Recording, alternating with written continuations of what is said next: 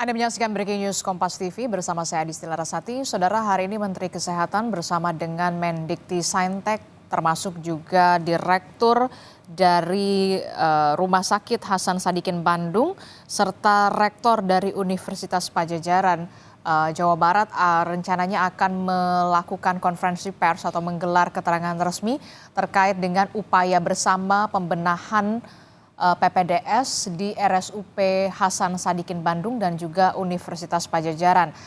Keterangan atau konferensi pers ini menyusul adanya sejumlah kasus yang melibatkan pekerja medis terkait dengan kasus asusila, saudara. Seperti yang kita ketahui bersama, sebelumnya polisi sudah menetapkan satu orang tersangka dokter PPDS anestesi yang melakukan PPDS di Rumah Sakit Umum Pemerintah Hasan Sadikin Bandung, Jawa Barat.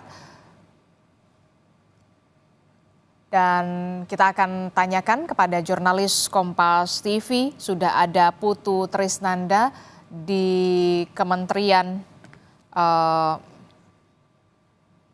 Kesehatan. Selamat pagi Putu. Putu, jadi rencananya siapa saja yang akan menggelar konferensi pers dan apa yang menjadi fokus dari konferensi pers ini, Putu? Ya, selamat pagi Adisti dan juga saudara. Untuk saat ini memang rencananya konferensi pers seharusnya sudah dimulai pada pukul 8.30 waktu Indonesia bagian Barat. Tapi sekarang sudah memasuki pukul 8 lebih 43 menit, artinya terlambat sekitar 13 menit. Kita masih nantikan alasannya apa, apakah masih ada yang didiskusikan atau memang masih menunggu satu dan lain hal. Karena tentu saja bicara soal kasus pelecehan seksual atau kekerasan seksual yang dilakukan oleh beberapa, Adisti ya, saya garis bawahi bahwa ada beberapa kasus yang ini sudah kemudian juga masuk ke ranah hukum di mana dokter PPDS ini diketahui atau ditemukan melakukan kekerasan seksual ataupun juga pelecehan seksual. Ini tidak bisa ditunda-tunda karena pemerintah dalam hal ini sebagai yang mengelola hukum dan juga aturan terkait dengan pelaksanaan PPDS, kemudian juga aturan-aturan berkaitan dengan kedokteran begitu ya. Ada juga nanti dari pihak rumah sakit ini juga punya tanggung jawab untuk memastikan para dokter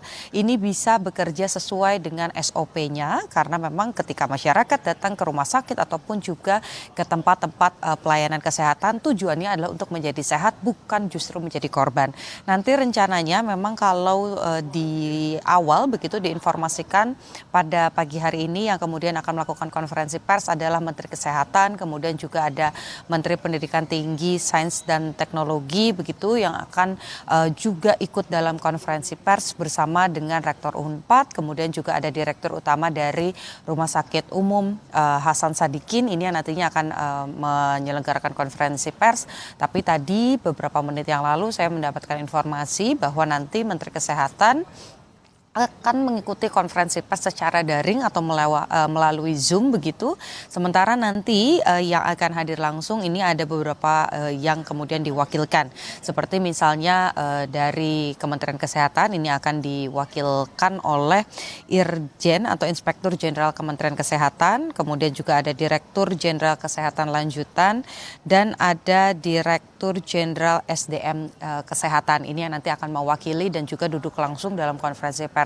Sementara kemudian juga dari Kementerian Ristek, Kementerian Pendidikan Tinggi, Sains dan Teknologi ini juga diwakilkan, yaitu nanti akan yang bicara adalah Inspektur Jenderal Kemendikti-Saintek yang nanti akan hadir secara langsung. Kami belum mendapatkan konfirmasi apakah sama dengan Menteri Kesehatan, nanti Menteri Dikti-Saintek ini akan hadir lewat saluran Zoom begitu ya atau secara daring.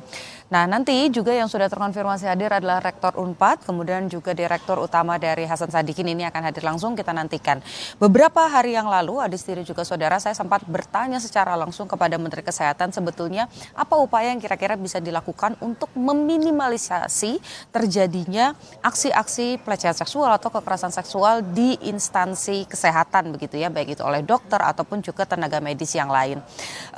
Permasalahan yang kemarin sempat ditemukan begitu oleh Menteri Kesehatan adalah Salah satunya setelah berbincang dengan pihak rumah sakit, kemudian juga dengan Kementerian Pendidikan Tinggi, memang beberapa yang kemudian terungkap kasusnya ini merupakan PPDS begitu ya, atau yang sedang menjalani proses pendidikan tapi juga sedang berpraktik begitu di rumah sakit. Nah ini yang kemudian menjadi celah terkait dengan siapa yang bertanggung jawabnya.